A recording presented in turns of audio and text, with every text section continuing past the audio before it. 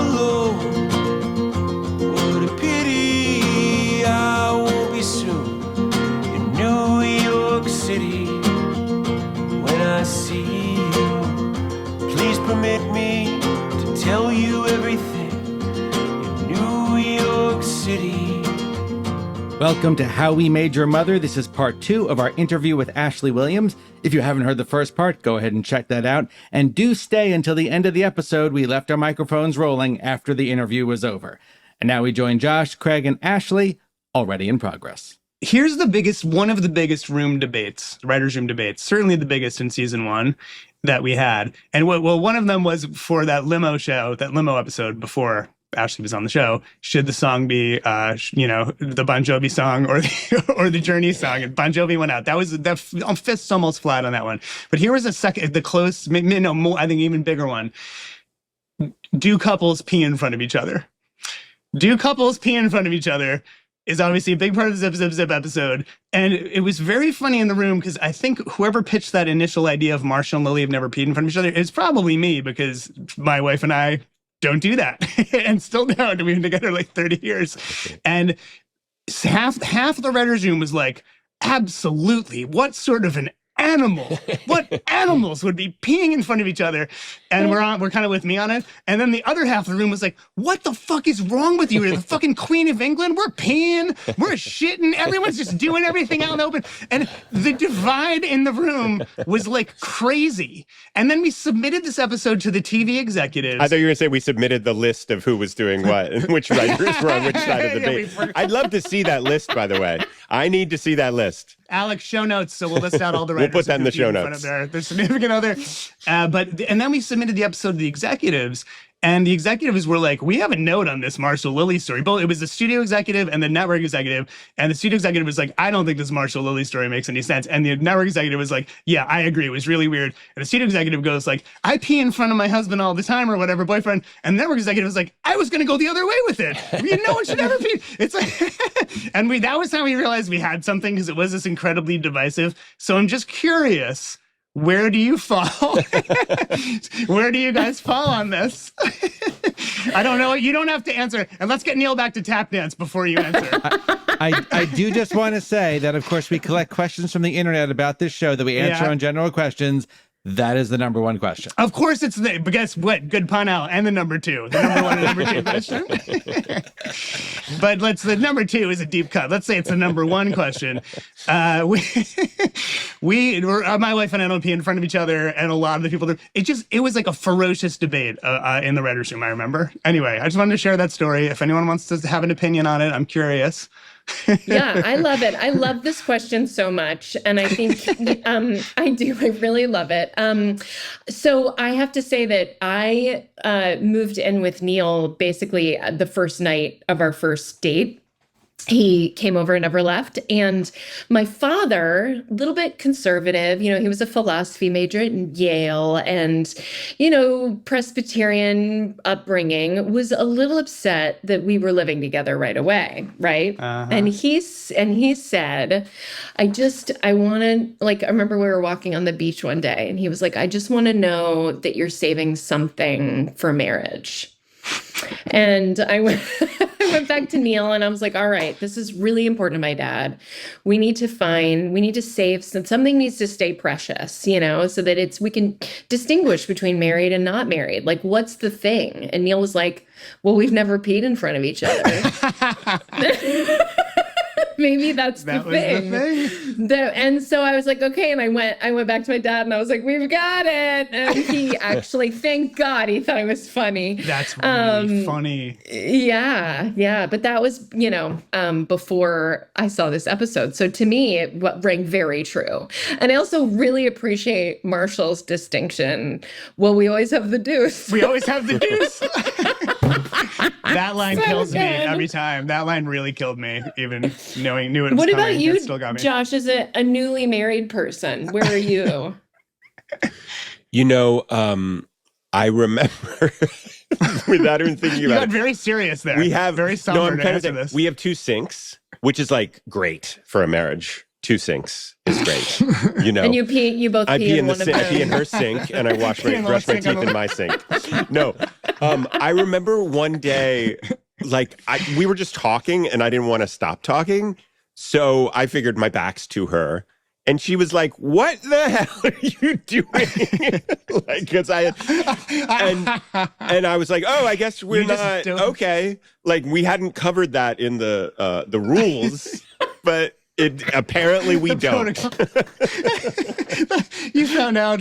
I found out the hard way. The hard way. Oh my God! The only you had way. one in your couple. There's one of each. The only way. Oh my God! It's like the olive theory, but for peeing.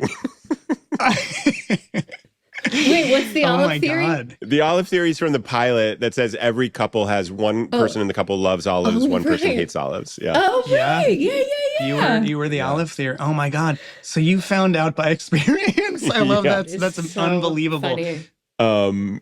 So we know where Jordana lands. Great segue, Alec. Should we Jordana's. I was like, what on earth segue is that? Yeah. Yes, please, Josh. So Ashley knows the show. She's listened, but please. Ashley, maybe she can say it with me. This is a segment that we like to call Questions and Observations from a clinical psychologist. Yes. Who's never seen How I Met Your Mother and also happens to be married to Josh. And does not want to pee in front of Josh. Questions and observations from a clinical psychologist who's never seen How I Met Your Mother and also happens to be married to Josh. I think this episode in part looks at how intimacy changes over time. So you see Ted and Victoria are deep in that beginning phase, the infatuation stage of a relationship, while Lily and Marshall, in stark juxtaposition, are in what's called the companionate love phase, which is much more grounded, steady, based on mutual trust and affection. You might even pee in front of each other at some point if you have to. And I like that Marshall and Lily, while at first make fun of Ted for his sort of googly-eyed connection with Victoria, eventually reminisce about what it was like when they felt that way towards each other. And I was reminded while watching of something my dad has always said. My dad is a couples psychiatrist, and he said that googly-eyed infatuation stage is so important in a relationship, that it's fundamental to have had it at some point, and that it's the fuel that you live off of, remember, and dip back into throughout the rest of your relationship, especially when things get hard. So I thought I'd ask all of you, if you're open to it, to share a quick memory from the infatuation stage of your relationship with your partner that maybe you look back on with both longing, but also a bit of an eye roll, like Lily and Marshall do. Josh, you hold on to and don't pee in front of that girl.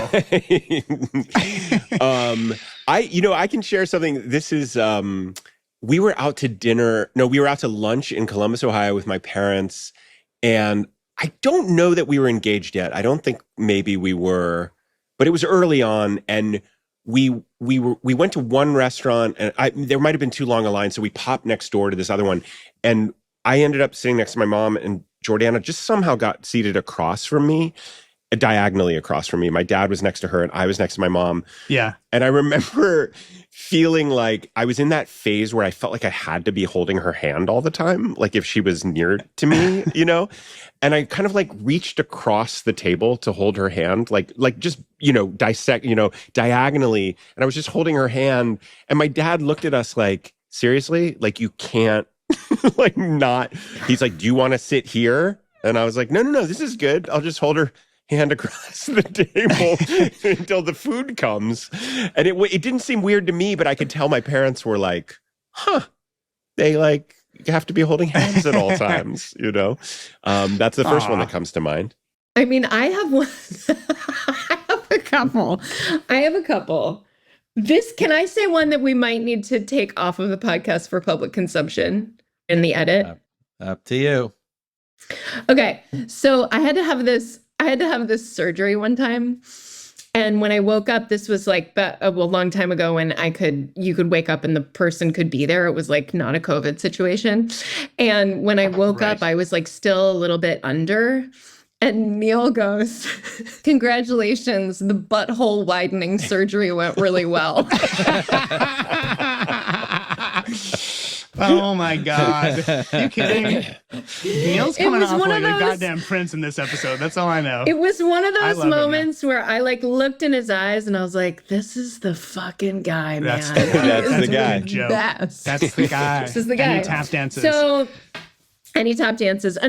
So our first Easter together, Easter really kind of took off once we had kids. But when we were first dating and we were sort of in the like courtship portion of our relationship, I woke up Easter morning, our first Easter together, and he had done like this whole Easter egg hunt all over the house. Just for me, with like chocolates and all this stuff. And we'd gotten like these like rolls that he'd had every Easter growing up with his family. And, you know, we're like 25 and he's flirting big time. And I was super into it.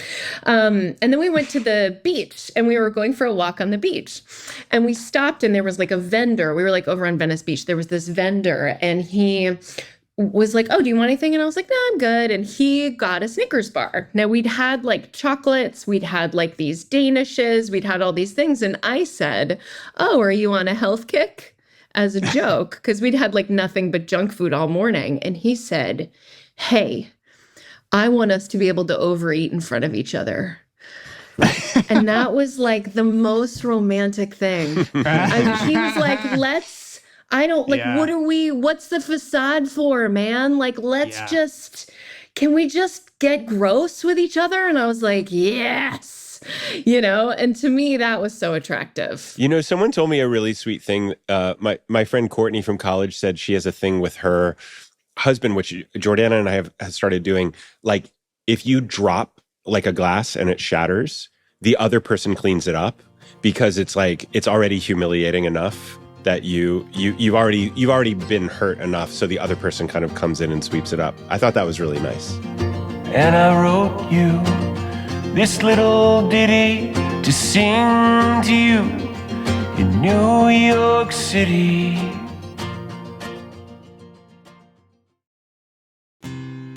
So Craig, I don't think we've talked about this, but at the start of my tour, I had a terrible sinus infection that turned into a respiratory infection.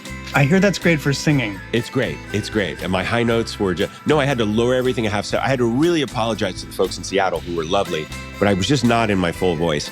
I got it back in Portland, but I reached out to my friend Kelly O'Hara, who's a big Broadway superstar, and she knows everything about the voice. I said, what do I do? This is like an emergency, right? And then she told me about a nasal spray that I'm not going to say the name of it. She said, get this nasal spray, but don't use it for more than 3 days or you'll become addicted to it. Oh my God. So I picked it up at a drugstore. I took it for 2 days. It absolutely unblocks you completely, right? Uh-huh. But I also was like, how do you get addicted to a nasal spray? That's right. Ridiculous. Okay. Uh-huh. So I did it, and then I was able to sing. And then another day went by, I did it, I felt great. On the third day, I'm in San Francisco, and I could not find the nasal spray, and I lost my mind. I was tearing apart every piece of luggage, and I was like, oh my God.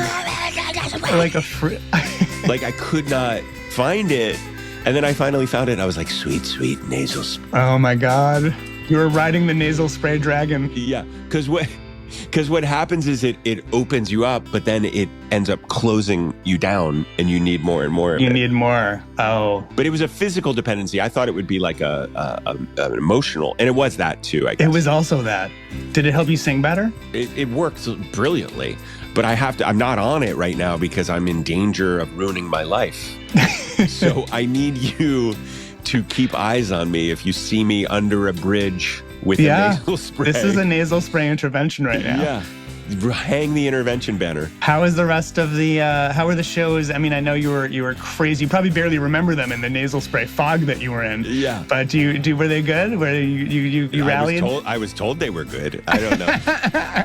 No, it was great. It was great. I met so many lovely people. They come bearing gifts, a lot of people.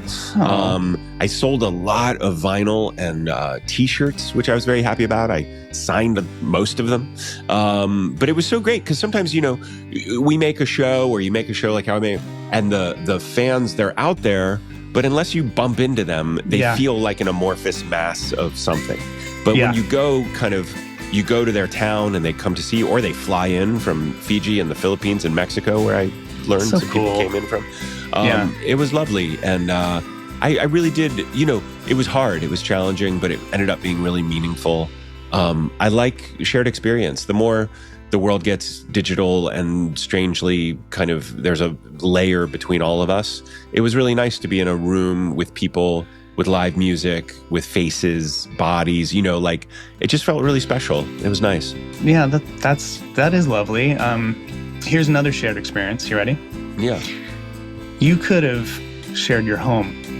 And here's what I mean. Here's where I'm going with this.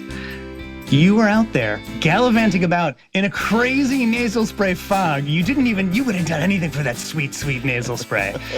And you know what happened? In your addicted fog, you forgot. You forgot what you should have been doing with your place back home, which I'm sure was sitting there uselessly doing nothing. You could have hosted your place on Airbnb and made some extra money to throw down the drain as you ruin your life with this nasal spray. Look, this or nasal hopefully spray, you could have used it for something better than that. But that would have, It's not cheap, especially how quickly I'm going through it. It ain't cheap. So I need a little extra cash. This is not us endorsing. We're not saying you should use your Airbnb profits for this. Josh should have hosted his place on Airbnb.com during his tour. He's a fool. I tell him time and again, and he's always a fool about this. He never remembers it, but he could have made some extra cash. And you want to know something, Josh? And we're going to write this down for you for next time. Your home might be worth more than you think. Find out how much at airbnb.com/host.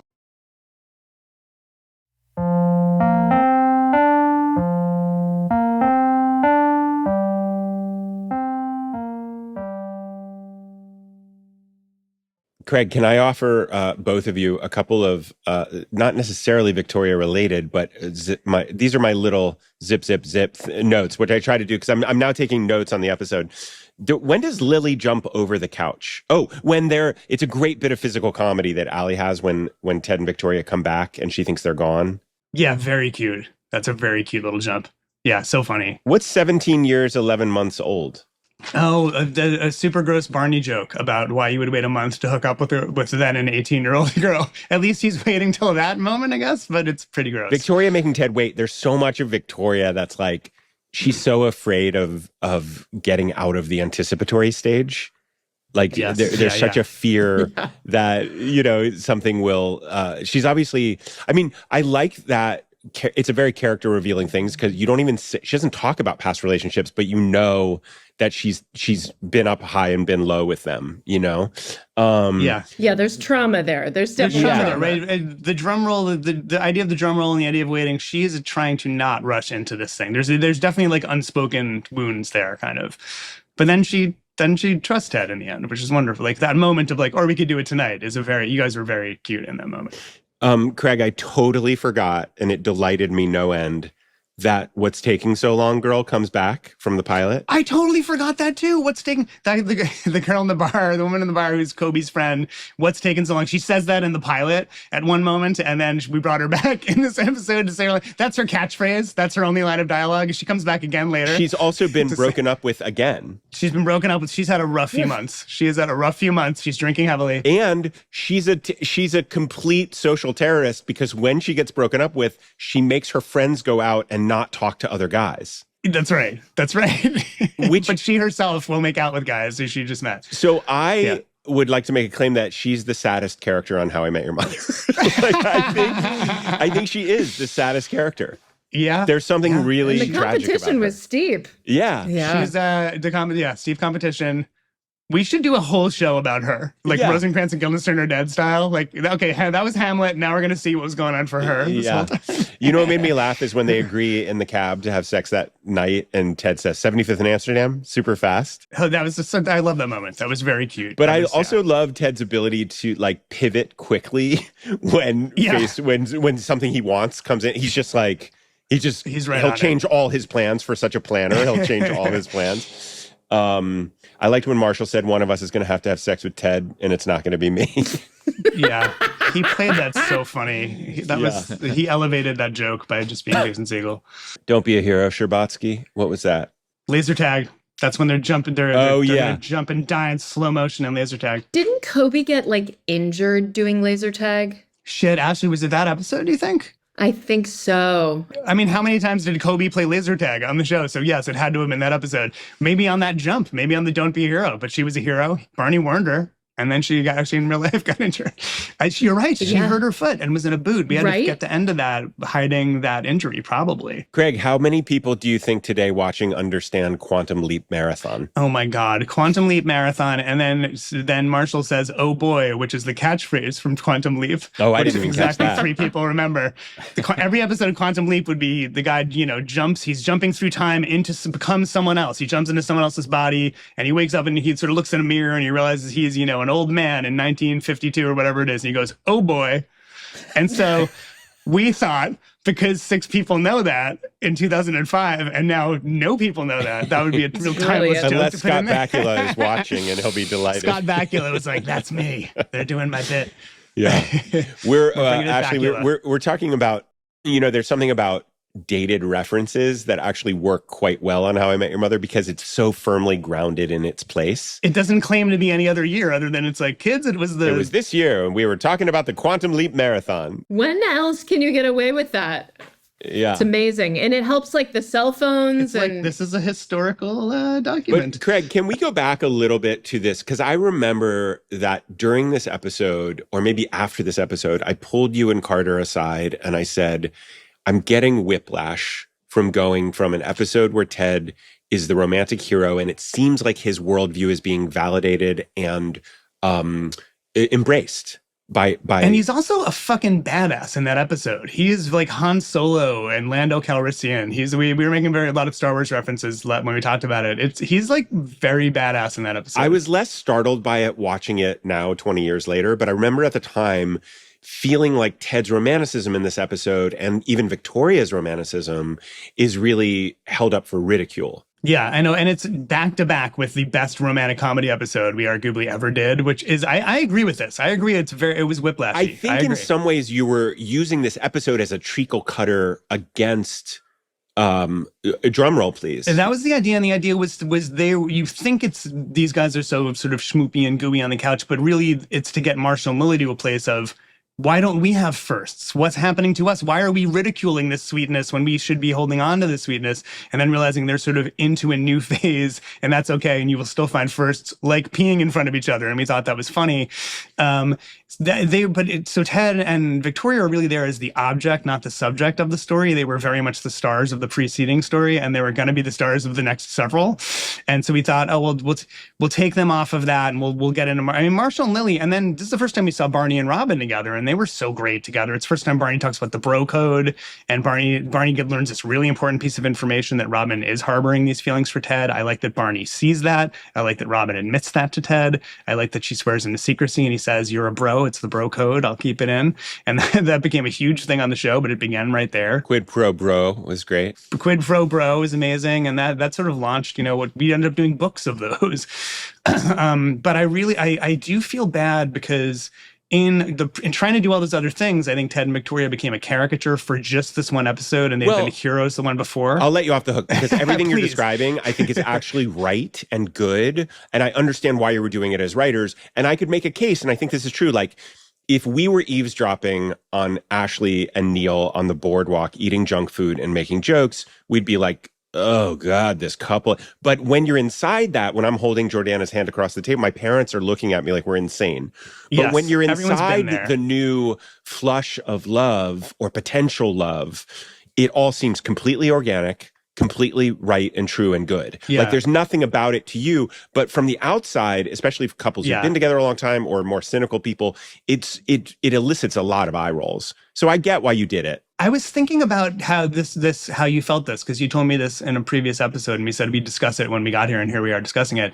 It almost feels like we leave future Ted's point of view in this storyline and go into Marshall and Lily's point of view. And it's purely Marshall and Lily go like, can you believe these rookies, these fucking embarrassing amateur hour new couple over here? And then they sort of realize that reflects badly on them in some way, that they're not, so it almost feels like we shift out of future Ted for a minute to just be like them, how they're seeing Ted and Victoria, rather than Ted and Victoria were actually quite that overboard. Did you feel any of that, Ashley? Like going from the romanticism of Drumroll into the kind of more comedy of Zip, Zip, Zip? Well, that's, what you just said is it. Like, I think it's always important. And, I say this like across all mediums of television, it's really important to remember what genre you're in.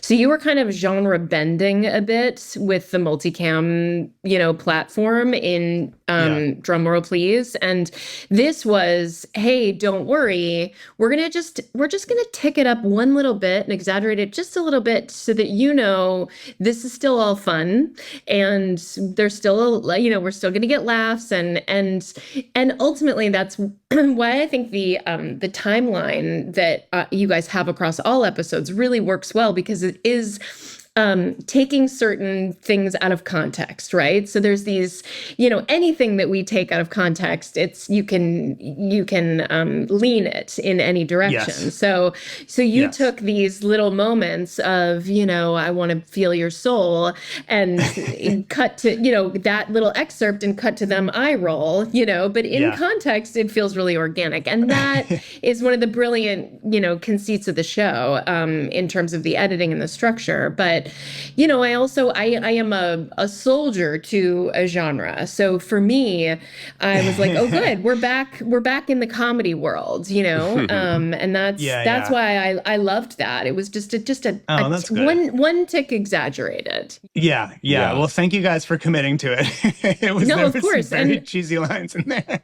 And since this is the zip zip zip, episode of this podcast, I also just want to say, like, it might not be the most, Ted and Victoria forward episode, but this is the episode where they jumped in the sack, which is monumental in terms of the trajectory of the relationship. So let's not downplay Zip Zip Zip in terms of the story arc of Ted and Victoria. I think, Craig, I was going through a little bit of I was still trying to figure out who, I think maybe it was a little bit of ego, like when you're so kind of plate dropped in the center of the episode and driving the episode, you're the emotional and narrative energy of an episode, and then you become like Ted and Victoria are almost like the C story. They kind of are, except they also make this one huge leap at the end, which gives the weight to the story. Ashley's right. Yeah. So I think maybe I was having a response of like a little bit of a serotonin dip of coming down off of Drumroll, and feeling like, oh, it's not always my story and my character is not always going to be centered and spotlit and lionized, but I did feel some protection of him. And maybe, Ashley, you've had this in other roles you've played, but like you're the guardian or gatekeeper of your character. And sometimes I don't believe in like my character would never say this, but sometimes when you have a good working symbiotic relationship with the writers, you are co-creating the thing, right? Oh, definitely. So I really wanted to say, like, I want this guy's vulnerability to be heroic. I want his romanticism to be applauded. And I was worried that, and it's the same thing I felt when Ted's intellect started being ridiculed, which is something that I value, people's who read books and engage with ideas. And there was a kind of anti-intellectual streak that went through How I Met Your Mother as it went on. We can get into that later.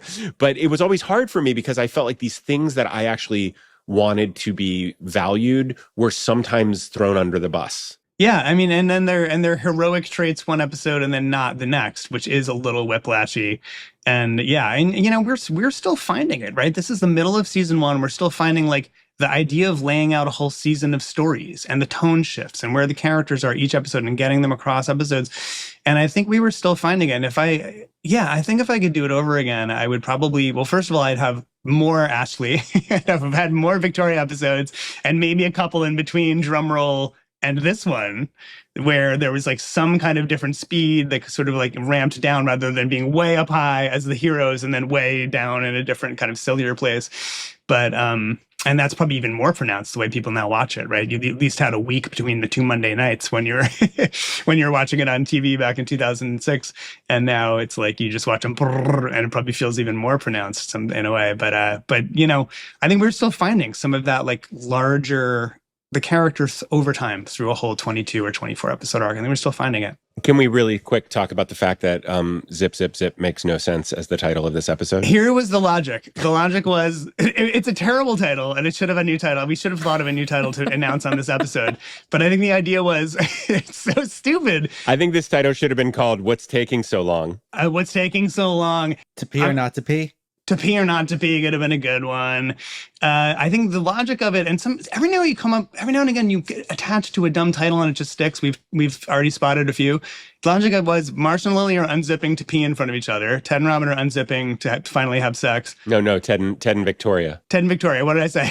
Ted and Robin. Ted and Victoria. And Barney and Robin are like, I think Robin was suiting up and it was supposed to be like she's zipping part of his suit up or something. I think that was the third zip. Please, someone correct. A writer, please come loud in if that was not. Or Barney's unzipping to do the naked man in front of Robin. It was something like that. It's very stupid. Guys, it's a dumb title. A lot of people on Instagram thought it was because Ted and Victoria were like unzipping to have sex and then had to zip back up because they were it was supposed to be all three storylines had some sort of a zip. I just can't remember if the third zip was Robin suiting up or Barney suiting down, if you will. I think that was supposed to be the third zip. It's not a good title. I'm just here to tell you. We're going to okay, to pee or not to pee. That's what it's called now. Let's just go with that. Ashley, we love you. Come back anytime. Thanks for listening. Thanks for being in our lives. Our lives are better because you're in it. And please give our love to Neil. And shout out to Neil. Yeah. You guys, thanks for making such an amazing TV show and for giving me the job. And I love, one of the great things in my life is walking down the street, people just yell Victoria basically everywhere I go. It's amazing so that you cool. love that. When people call me Victoria, I just hate it. People love you. It's People love the Victoria and they love you. Such a gift. This job was such a gift in my life, and I'm so grateful for all of you, especially you, Alec. You're welcome. You were the gift to us, and thank you so much for being on our little podcast. We love you. Thank you for having me. All right. Amazing. Fantastic. That was such a good one. That was fantastic. That was so fucking funny. Doug and I are currently debating two-parter situations here because it was long, but every minute was great. I know. It's so funny. We will debate. That was one of the and most contrast. fun, like genuinely laugh out. That was so fucking funny, that one. Oh, good. Ashley, wait, of course can it I was. It's you. should we include the butthole widening story? Because I think it's gold. It's so but fun. I think it's hilarious. I do say butthole widening. Okay, then but you it's can a joke. include it. It's just up a to good you. joke. It's just him having Actually, a great line in I the will- right moment, a hero line at the hero moment. It'll take me a not while to embarrassing. edit this. If you're having second thoughts, email me. I will. I think Take out I the stand whole by anytime. everything. Oh, it's the best. That was like really fucking laugh out loud funny, that episode. It was so funny. I feel like People Magazine is going to do a feature on Josh Radnor had to teach Ashley Williams how to kiss. That's okay. I think we embrace it, Josh. We were Yeah. young. I was young. Neil comes out as a hero the whole time, and Ashley is a very sweet, loving partner because she just wanted to kiss Neil. All he's trying to do is help you, Ashley. Relax your lips, Ashley. Jeez. Yeah. I like how he was like team Josh on this. He was Team Yeah, Josh. he was like, "This is a problem. I love him This is a being problem." Pretend I'm Josh was so fucking funny. It's the weirdest. I hope and you the guys best. still do that role play.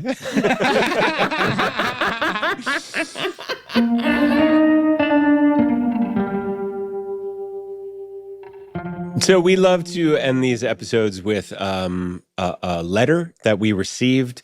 And if you would like to write us a letter that maybe we'll read on the air, or if you'd like to contribute a voice note that we might play at the beginning of the episode, please go to howwemadeyourmother.com, contact, and just follow the directions. And let us know what How I Met Your Mother means to you. We cannot get enough of these. We started today's episode with a wonderful letter from Germany, which I meant to ask you, Craig. Germany is like one of the deep fan bases of How I Met Your Mother, right? Oh, yeah. Yeah. And Yeah, you've been yeah, to that How I Met Your Mother bar in Germany? Yeah, shout out to McLaren's Berlin. McLaren's Berlin. I've been there. Carter's been there. I think Jason Segel even stopped by You there guys once. were greeted like heroes, yeah? It's amazing. It is a McLaren's bar with all of the sort of shout outs, and there's blue French horns, and there's yellow umbrellas, and it's just like, it's a bar in Berlin, and it's amazing, and it's a How I Met Your Mother bar, and to my knowledge, it is still there. Yeah, those guys are great. So we got a great letter, Craig, but there's a little context to give. Can you just let people know when this the person writing this letter refers to the Bowery Ballroom fundraiser? Yep. Just refresh our memory, like remind us what that is. Indeed. We briefly touched upon this with Ashley and the Body in the main part of this episode. We do a fundraiser concert. The music of How I Met Your Mother is performed by the Solids, which is Carter and my band, that we did the theme song, and we wrote a lot of the silly songs on How I Met Your Mother. And we do sort of a concert where we play like the comedy songs from the show, and we play also like we cover real songs that we loved from, the soundtrack of the show by real bands. And Josh has played in it with us, and also Ashley Williams has played in it with us, in addition to other Him alums. And Not Moby made an appearance this year? Not Moby made an appearance. Maybe we'll get Moby and Not Moby together and just see if the universe implodes at some point. But yeah, so that's the context. This is about an amazing, wonderful cause, and we will promote the next one of these. It probably won't be till like early 26, but we will promote it. It's an amazing night. We do it at the Bowery Ballroom, and we can't wait to do it again. And if people want to donate to Dr. Grossfeld's research, we can, is it How We Made a Difference? Go to our website, right, Alec? It's How We Made a Difference, and on the howwemadeyourmother.com website, and you can donate and support amazing work that supports research into pediatric cardiological issues. My son is one of the kids that this work helps, and an amazing lab by this amazing doctor, Dr. Paul Grossfeld in UCSD. Great. So now the letter will make all sorts of sense. Yep. This is a letter we got from Emily. I have watched and rewatched Him Yim consistently over the years. This show is part of who I am. In October, my mom and I saw the flyers for the benefit show at the Bowery in New York City. I purchased tickets to the show immediately without even caring about how we would get there or where we would stay. I would have moved the earth to make it there. That night was single-handedly the best night of my life. I brought my blue French horn and proudly displayed it. It sits signed on my mantle now. I have always been a hopeless romantic searching for my Ted Mosby. At the benefit concert, I remember turning to my mom and saying, I wonder if I'll meet my Ted tonight. And much like Ted looking at Robin and the pilot, there he was. I could almost swear the background song from the pilot was playing in that moment. And maybe someone said, what's taking so long? No, I'm kidding. I added that part. What's taking so long? We ended up talking for most of the concert, shared one of Victoria's cupcakes, and exchanged numbers. We have been talking nonstop ever since. Oh my God, I love this. This is mind-blowing. He lives 2,000 miles away, but I would walk 500 miles for him. In just a few weeks... She's got to do that times 4. You got to times that. You got to multiply that. Well, it'll keep coming around. In just a few weeks, he is flying out to me, and we are going on a 4-day super date. I will be picking him up from the airport with a 6-pack of Utah brewed beer. We both keep joking about how close we are to pulling a Ted Mosby. What is a Ted Mosby? Just like saying you love you too early. I think I love you on the first date. Yeah.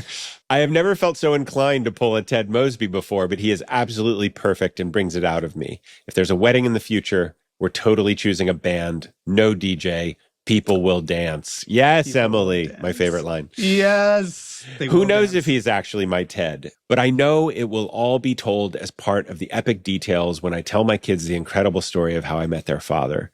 There are so many wonderful experiences and memories I have because of this show and the lessons it's taught me, and they keep on coming. I really could go on all day about what a lovely story you all have created and portrayed, but I will spare you the rest. Keep being the amazing people you are, and thank you from the bottom of my heart for creating something so wonderful and meaningful, Emily from Utah. I can't handle this one. I can't handle this one. Listen, this one's Emily, too good. We need a follow-up. You have to let us know how the 4-day date went. We're now invested, and that's a lot of pressure. Edge of my seat. So just too much pressure. It's too much pressure. But if it goes well and you want to let us know, let us know. No, but her point is she's going to tell us either way because it's all part of the story. Her point is whatever happens, it's all part of the story. So we need to hear no matter what happens. Yeah. Emily, that's amazing. I'm pretty sure we met that night. I feel like I remember you from Utah. I remember being so moved. That concert, like it was, it was a bigger show. We had done versions that were like 300 people. And now this was the Bowery. You could fit like 600 something people. And people had come in from all over Mexico and England and Utah and all these different places. So moved that people did that. The idea that she came and maybe, made this amazing connection. It's too good to be true. I'm so honored that happened, that she made the trip to support this cause and be there with us making music that night. And then we need the follow-up. This is too good. Good things happen to people who support Paul Grossfeld's research. That is proven by this letter. But thank you, Emily. Thank you so much. And thank you for that letter. We love hearing these. So keep them coming, and we'll see you next time. I am guilty. Please acquit me. All sins are forgiven in New York City. How We Made Your Mother is hosted and executive produced by Josh Radnor and Craig Thomas. The show was produced by me, Alec Lev, and our co-producer is Doug Matica. Our audio producer and mixer is Alex Reeves at Point of Blue Studios, and our digital content producer, aka Gen Z Master, is Emily Blumberg. Artwork by John Morrow. Please follow, rate, and review the show on Apple Podcasts or your podcast player of choice. It really does help the show.